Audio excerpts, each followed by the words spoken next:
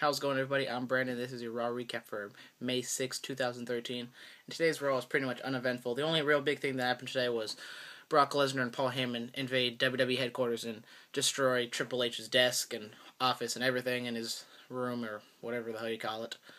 And then Ryback and John Cena got to pick their stipulation.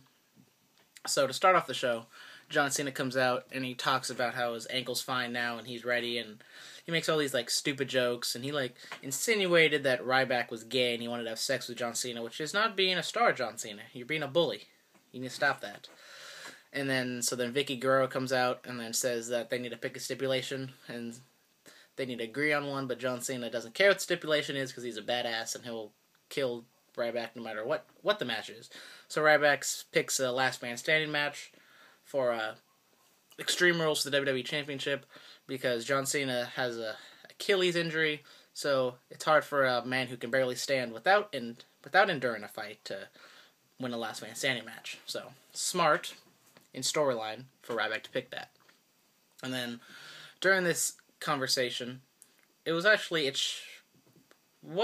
Ryback's fault that it was a bad promo. It was John Cena's fault because he was just going on and on with his stupid little potty humor, and he did like a voice of Ryback, and it was just bad because if he did it maybe one or two times, it would have been all right, but he did it 5 times in a row, back to back saying something. And if I was Ryback, I would have just killed him right there in the middle of the ring because he was just pissing me off. And so yeah, and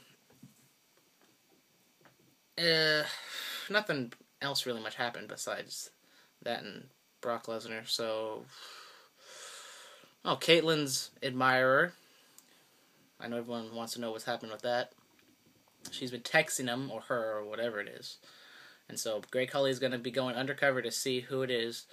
And then after they walked out, then the Bella Twins came out and high-fived each other or something. So it might be the Bella Twins just messing around with Caitlyn. And there's some other matches. Randy Orton fought Damien Sandow. And Damien Sandow was singing on his way down to the ramp, and it was kind of funny because he was rhyming and, watch out. Maybe Damien Sandow's the new John Cena before, he was Mr. Hustle Lord to respect. Maybe Damien Sandow's going to start rapping like John Cena before he gets to the ring, but yeah, so, and then Paul Heyman was there via satellite to show the footage that he obtained from his phone when he and Brock Lesnar invaded WWE headquarters in Stamford, Connecticut, and Brock Lesnar goes up and intimidates everybody, and he goes into Triple H's office and he just absolutely just kills everything. He's breaking keyboards and computers and breaking sledgehammers. He's destroying the desk, and he's punching holes in the wall, and he's destroyed the WWE logo, and yeah, so it was pretty cool.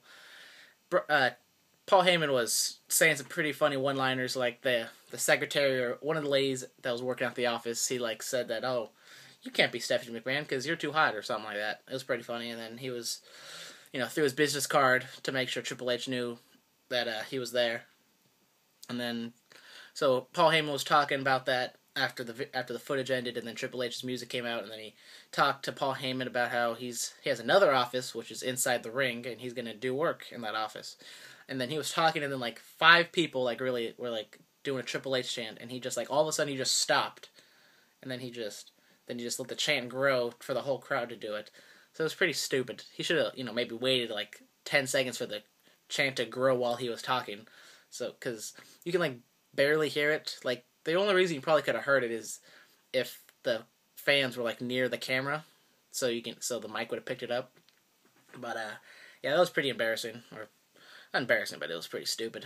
And then there was a Kane versus Ryback match for the main event, where Ryback wanted to face Daniel Bryan, a rematch from SmackDown last week, but Kane wanted to face Ryback because he's Kane and he wants to kill people and stuff because he's pissed off. So then the main event was Kane versus Ryback, and it was, I don't know if it was better than the Mark Henry match that Ryback had at WrestleMania, but it was fine. Ryback didn't pick up Kane off the ground. Kane was on the turnbuckle, sitting on the top turnbuckle, and then Ryback picked him up and he did the shell shock, and that was the win. And once Ryback won, then the Shield's music hit. Then they came down to the ring. Dana Bryan ran out to protect his fallen friend because Kane was basically laid out on the ground. He wasn't doing anything. And then Ryback just runs out of the ring and he's like standing near the timekeeper's area, but he didn't leave, so that was like pretty much a clue that he was going to come back. Because if he was going to leave, he would have walked back up the ramp or something.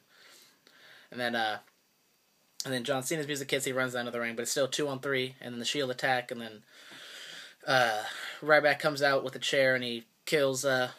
He hits somebody with the chair, and then Dana Bryan does a suicide dive, and then John Cena thinks Seth Rollins in the attitude adjustment, and then Ryback hits John Cena in the stomach with the chair, and then he hits him in the back, and then he's standing over Ryback, and he just says, "Ryback rules." And every time he says that, I think of O'Doyle rules from Billy Madison with Adam Sandler. So Ryback needs to stop doing that, because it just makes me think of that movie every time he says that. So yeah, pretty uneventful Raw. If you haven't seen it, you could probably find the footage of Paul Heyman and Brock Lesnar destroying the office somewhere on YouTube or something.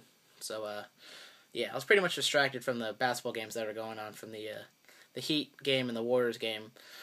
So WWE, I don't know if their ratings might fall, because today's Raw sucked, and it was 2 game ones of good match, or the Heat match at least was, or the Heat games on a match was a pretty good game throughout the entire game. So that probably would take away some ratings, and then the Golden State game started towards the end, so that might take away some viewers. So yeah, so thank you for watching, and see you guys next time.